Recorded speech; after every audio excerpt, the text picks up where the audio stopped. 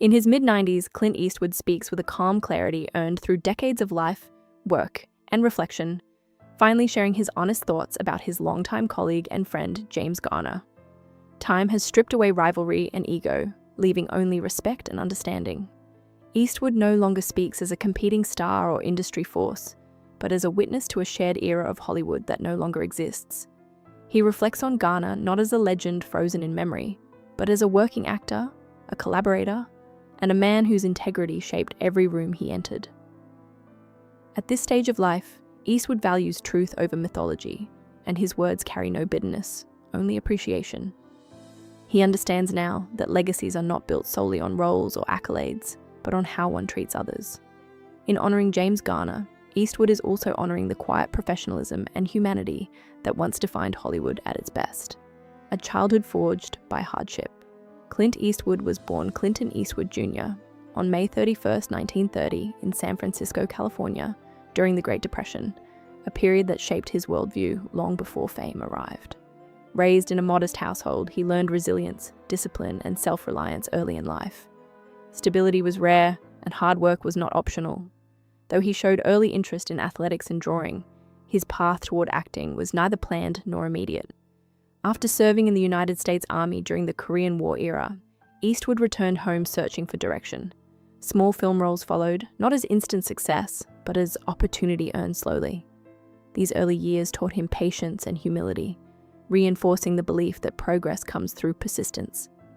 The lessons of hardship stayed with him throughout his career, influencing his minimalist acting style and practical approach to filmmaking, both rooted in efficiency, restraint, and quiet determination.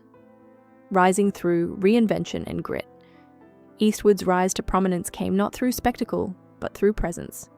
His breakthrough arrived with Sergio Leone's spaghetti western trilogy, beginning with A Fistful of Dollars in 1964. These films redefined the western genre, introducing a stark, morally complex landscape where silence spoke louder than words. Eastwood's Man with No Name was defined by restraint, piercing stillness, and an economy of expression that captivated audiences worldwide. The trilogy's success established him as an international star and cultural icon, proving that power on screen could come from subtlety rather than excess. Eastwood understood instinctively that less could be more, a philosophy that would guide both his acting and directing careers. These films did more than make him famous. They laid the foundation for a creative identity rooted in discipline, ambiguity, and emotional understatement that resonated across generations, redefining the American anti-hero. Following his Western success, Eastwood expanded his image with the role of Inspector Harry Callahan in the Dirty Harry films, beginning in 1971. The character embodied moral tension during a turbulent period in American history, confronting questions of justice, authority, and personal responsibility. Eastwood portrayed Callahan not as a simple hero, but as a figure shaped by conflict and consequence. Audiences responded to the complexity, recognizing both strength and flaw within the character. These films cemented Eastwood's reputation as a leading man capable of embodying toughness without caricature. Yet even at the height of his box office dominance, he remained focused on growth rather than repetition. He viewed each role as exploration, not validation. This approach allowed him to evolve beyond typecasting, preparing the ground for his later transition into directing, where his storytelling instincts would fully mature. The director who found quiet power. Eastwood's transition behind the camera revealed another dimension of his artistry. Beginning with Play Misty for Me in 1971, he demonstrated a natural understanding of pacing, tone, and character. Over time, his directing style became defined by simplicity and trust, allowing performances to breathe without excess interference. Films like $1 Million Baby, Gran Torino, and Flags of Our Fathers showcased his ability to explore themes of mortality, redemption, and moral consequence with restraint and emotional depth. His work earned multiple Academy Awards and widespread critical respect. Eastwood approached filmmaking with efficiency and humility, often favoring fewer takes and authentic emotion over spectacle. His philosophy reflected his belief that storytelling should serve truth rather than ego. Through directing, he found a deeper voice, one that resonated with audiences seeking sincerity, reflection, and humanity over illusion. A career that never stood still. Even in later decades, Eastwood refused to slow creatively, Projects like The Mule, Richard Jewell, and Cry Macho reflected his continued interest in flawed, aging protagonists confronting consequence and redemption. These films carried a reflective tone, mirroring Eastwood's own stage of life while remaining accessible to broad audiences. Though critical reception varied, his commitment never wavered.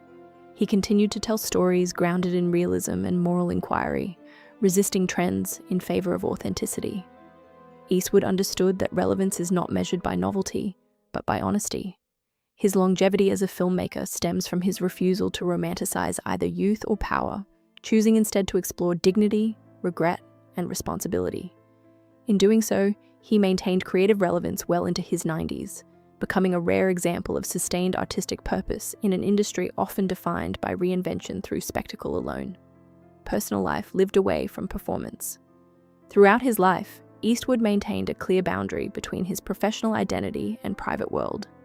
While his family life was complex and expansive, he consistently valued discretion over disclosure.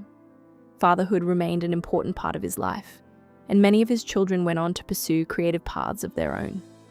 Rather than addressing personal matters publicly, Eastwood allowed his work to speak for him, a choice that preserved dignity amid constant scrutiny.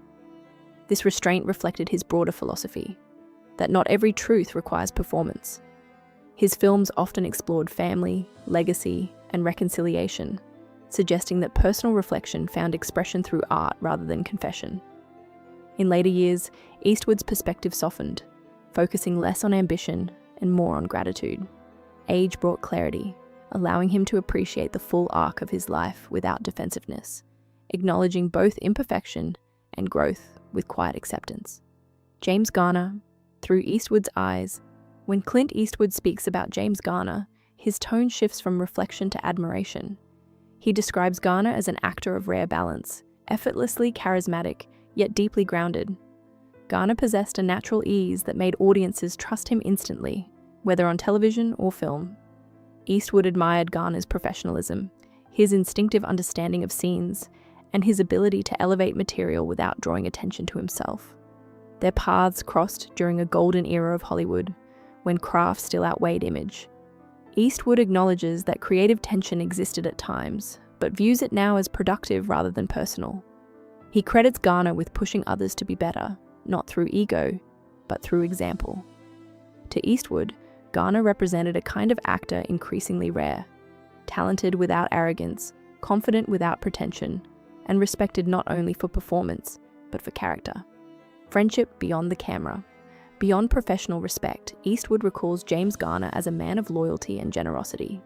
He speaks of moments offset where Garner's humor and warmth eased pressure and built camaraderie. Garner treated colleagues with fairness and crews with appreciation, understanding that filmmaking was collective effort. Eastwood emphasizes that such behavior was not performative, it was instinctive. In an industry often driven by competition, Garner's steadiness stood out. Their friendship was not built on constant closeness, but on mutual understanding and shared values. Eastwood reflects that time has a way of clarifying what matters, and what remains is how people made others feel. Garner's kindness, reliability, and integrity left an imprint that endured long after projects ended. For Eastwood, remembering Garner is not about nostalgia, but about honoring a standard of humanity that shaped an entire generation of storytellers. Legacy, respect, and the final word. At this stage of life, Clint Eastwood measures legacy differently. Success is no longer defined by box office numbers or awards, but by the respect earned along the way. In speaking about James Garner, Eastwood offers more than tribute. He offers truth shaped by time.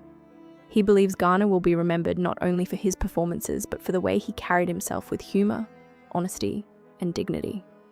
Eastwood's reflection reminds us that behind Hollywood's mythology were individuals who valued craft over ego and friendship over fame. Their era may have passed, but its lessons remain. At 95, Eastwood's words carry weight because they are unguarded and unembellished. In honoring James Garner, he honors a shared history and affirms that what endures is not image, but character, quietly lived and deeply felt.